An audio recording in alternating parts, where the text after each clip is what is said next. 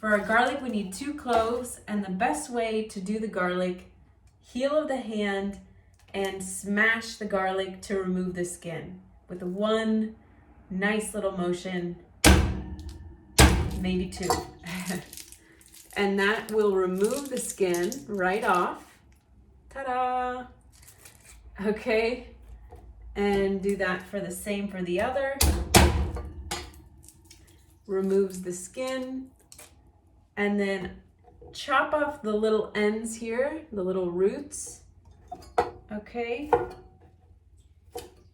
And for our garlic, we want a mince.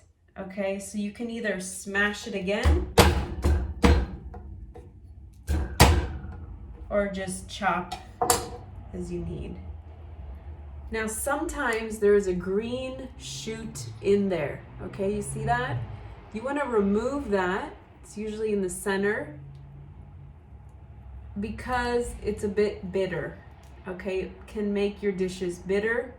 So remove that green shoot and just put that in the trash.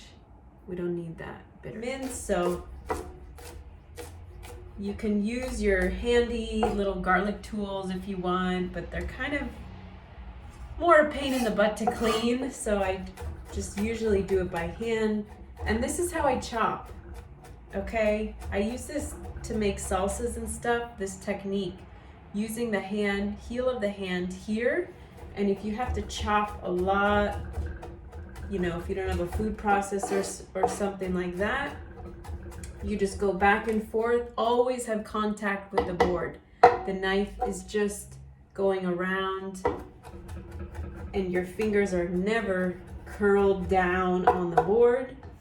They're always up. Okay, so that is our garlic there.